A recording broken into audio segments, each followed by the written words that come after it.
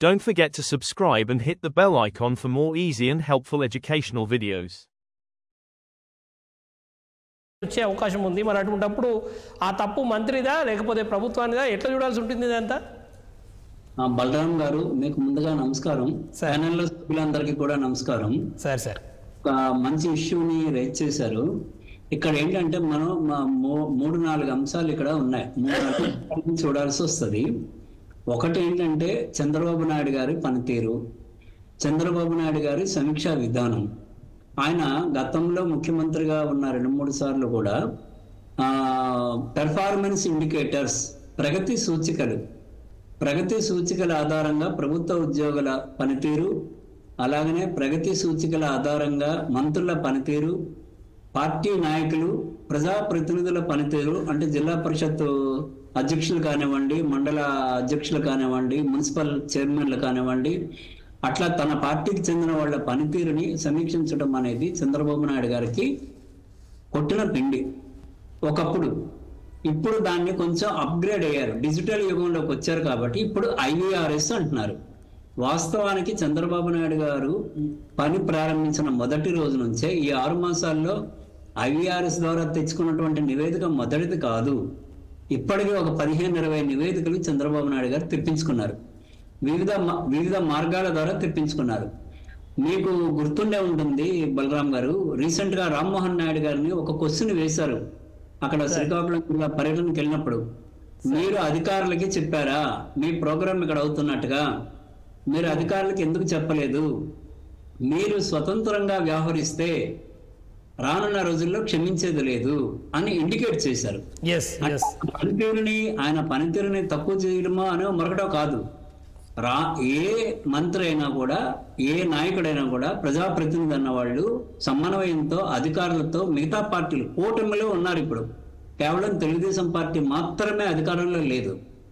3 పెద్ద పార్టీలు కలిసి పనిచేస్తున్నటువంటి ప్రభుత్వంలో అందరినీ కలుపుకుంటూ పోవాలి. ఈ కలుపుకుంటూ పోయే ప్రక్రియలో గ్రామ స్థాయి నుంచి కూడా తెలుగుదేశం పార్టీ ఎదుగుదలని కోరుకుంటూనే మిగతా పార్టీలను సమన్వయం చేసుకుంటూ ముందుకెళ్ళాలి తప్ప క్షేత్రస్థాయిలో ఎలాంటి వివాదాలకి తావు ఇవ్వవద్దు. క్షేత్రస్థాయిలో ఎలాంటి వివాదాలకి తావు ఎందుకు వస్తుందంటే, కొంతమంది మంత్రులు ఒక్కొక్క జిల్లా నుంచి ఉన్నప్పుడు వాళ్ళ తాలూకా బాహాబాహీకి దిగుతున్నారు. నేనే సుప్రీం అంటే నేనే సుప్రీం అనే రీతిలో. అలాంటి సమయంలో ఆ వివిధ పార్టీల మధ్య కొన్ని విభేదాలు అనేవి వచ్చి మనం రీసెంట్ గా చూసాము. అద్దంకిలో కానివ్వండి, విజయనగరం కానివ్వండి, చిపురుపల్లి కానివ్వండి, మన వెస్ట్ గోదావరిలో కొన్ని ప్రాంతాల్లో డైరెక్ట్ గా క్షేత్రస్థాయిలో పెద్ద ఎత్తున కార్యకర్తలు కొట్లాటకి దిగారు. ఇలాంటి చిన్న విషయాల్ని ప్రారంభ దశలో మనం సర్దుకుంటూ కోఆర్డినేట్ చేసుకుంటూ మనం ముందుకు వెళ్ళకపోతే రానున్న రోజుల్లో ఇదే పెద్ద విషయమే కూర్చుంటుంది. అప్పుడు మన పార్టీ ఇబ్బందుల్లో ఉంటుంది అనేది చంద్రబాబు నాయుడు గారి ఉద్దేశం. ఈ క్రమంలో ముందు ఏంటంటే మంత్రులు సెట్ కావాలి. 3 పార్టీల నుంచి ఉన్నటువంటి మంత్రుల మధ్య సఖ్యత ఏర్పడాలి. అక్కడ ఫస్ట్ పాయింట్. సెకండ్ పాయింట్ పెర్ఫార్మెన్స్కి వచ్చేసరికి మీరు అడిగినట్టుగా బలరాం గారు, మీరు అడిగినట్టుగా ఏంటంటే పెర్ఫార్మెన్స్ అనేటప్పటికీ ఆయా శాఖలకి నిధులు ఉన్నాయా, నిధులు లేకపోవడం వలన మంత్రులు పని చేయలేకపోతున్నారా, లేకపోతే సఫిషియెంట్ గా నిధులు ఉన్నప్పటికీ కూడా మంత్రులు పని చేయలేకపోతున్నారా అనే దానికి ఒక ఇండికేషన్ ఇచ్చారు ఆల్రెడీ చంద్రబాబు నాయుడు గారు. ఇక్కడ మేము ఫైనాన్షియల్ గా చాలా ఇబ్బందుల్లో ఉన్నాము, ఏ డిపార్ట్మెంట్ లో కూడా డబ్బులు లేవు, ఆర్థిక శాఖ దగ్గర డబ్బులు లేవు, మేము ఎక్కడి నుంచైనా తెచ్చి, అంటే ఎన్నికల ప్రచారంలోనే చెప్పారు వాళ్ళు, మేము డబ్బులు ఉంటాయని మేము అనుకోవట్లేదు, డబ్బుల్ని జనరేట్ చేస్తాం, ఆర్థిక ఇబ్బందులు లేకుండా మేము చూస్తాము, అందుకు అవసరమైన విధంగా మేము ఉన్నటువంటి అన్ని మార్గాల్ని అన్వేషించి మేము సంపాదించి రాష్ట్రాన్ని ఒక గాడిలో పెడతాం అనేది ఎన్నికల ప్రచార దశలోనే వాళ్ళు చెప్పడం జరిగింది. ఆ క్రమంలోనే కొన్ని ప్రయత్నాలు అనేవి ప్రారంభించడం జరిగింది. రీసెంట్ గా పవన్ కళ్యాణ్ గారు ఢిల్లీ వెళ్ళినప్పుడేమో 17,000 కోట్ల రూపాయలు మాకు ఇవ్వండి, మేము కొన్ని కార్యక్రమాలు చేయాల్సింది ఉంది అని చెప్పడం జరిగింది. అయితే ఎక్కువ భాగం ఏంటంటే చంద్రబాబు నాయుడు గారి పనితీరు అర్థమైనటువంటి అధికారులు ఏమంటారంటే,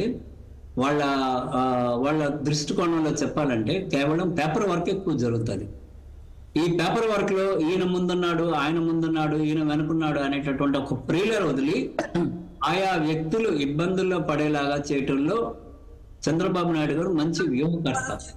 ఇప్పుడు ఏమవుతుందంటే మన నాగబాబు గారిని మంత్రివర్గంలో తీసుకుందాం ఇదివరకు చంద్రబాబు నాయుడు గారు ఏం ఆలోచిస్తున్నారో ఆయనకు కూడా తెలియదు అనేటటువంటి ఒక జోక్ ఉండేది.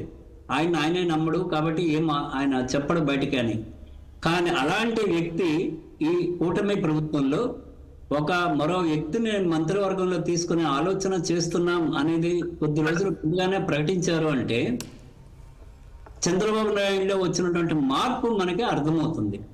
ఆయన ఇప్పుడు ఏం ఆశిస్తున్నారంటే మన పార్టీ అనే దానికంటే అత్యధిక ప్రాధాన్యత మిగిలిన పార్టీలతో కలిసి ముందుకు పోవాలి. దానికి కారణం ఏంటంటే అసెంబ్లీ ఎన్నికలు ఒక్కటి కాదు, రానున్నవన్నీ ఎన్నికలే. మండల పరిషత్ ఎన్నికలు, పరిషత్ ఎన్నికలు, మున్సిపల్ ఎన్నికలు, తర్వాత ఏమో మన ఇవి సొసైటీ ఎన్నికలు, పంచాయతీల ఎన్నికలు ఇట్లా వరుసగా ఉన్నాయి.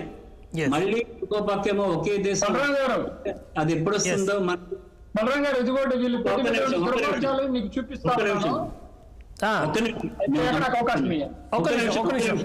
ప్రసాద్ గారు అయిపోగానే తీసుకుంటాను నేను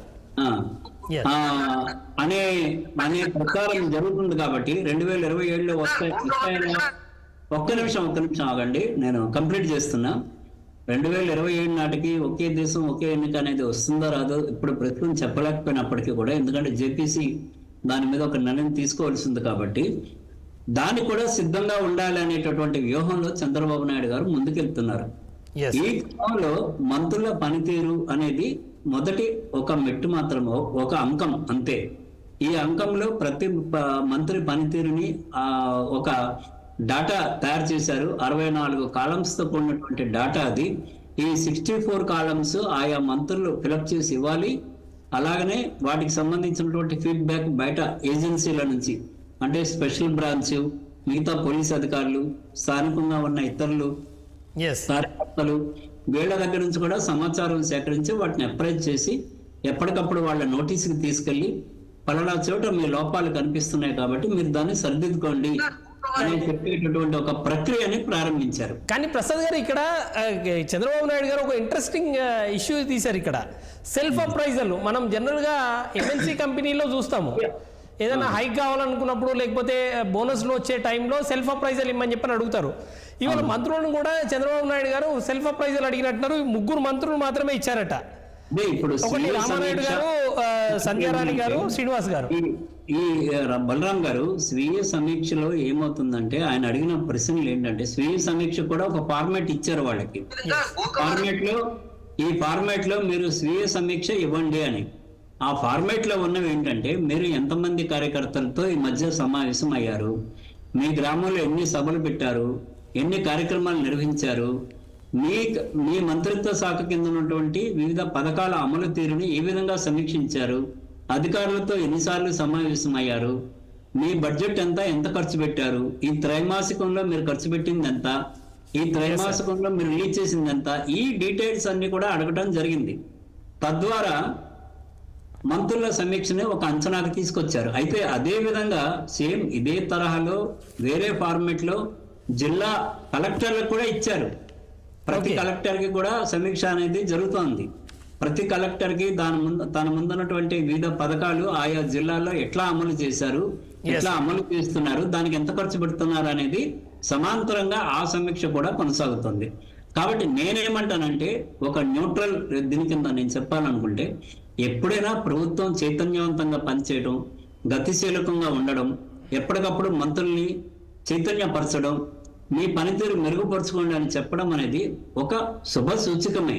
అది ఏ పార్టీ అనేది పక్కన పెడితే, ఎప్పటికప్పుడు వాళ్ళని అలర్ట్ చేస్తూ మీరు ఈ పొరపాట్లు చేస్తున్నారు, మీ మీద ఈ తరహా అయినటువంటి సమస్యలు ఉత్పన్నమవుతున్నాయి, వాటిని వెంటనే సరిదిద్దుకోండి, వీటిని సరిదిద్దుకోవడం ద్వారా ప్రభుత్వానికి, పార్టీకి మంచి పేరు తీసుకురండి, కార్యకర్తల్లో ఎలాంటి కొట్లాట్లు లేకుండా చూడండి అని చెప్పటం అనేది అది ఒక రైట్ పాత్ అని నేను అనుకుంటున్నాను. బలరాం గారు. Yes sir. బ్రహ్మం గారు మీరు ఏదో చూపెడుతున్నారు సార్. ఇదిగోండి, నేను ఇప్పుడు ప్రూఫ్ అడిగారు కదా, మీకు ప్రూఫ్ చూపిస్తున్నాను. సెక్షన్ నంబర్ చెప్పండి నాకు. ధర్మవరగూడెం ఈ విధంగా ఉంటే మరొక వైపు గుంటూరు జిల్లా తాడపల్లి జరిగినటువంటి సంఘటన సీఎం క్యాంప్ కార్యాలయాన్ని ముట్టడించడానికి వెళ్ళినటువంటి విద్యార్థుల పైన పెట్టిన కేసు ఇప్పుడు తీవ్ర చర్చనీయాంశం అవుతుంది. క్యాంపు కార్యాలయాన్ని ముట్టడించడానికి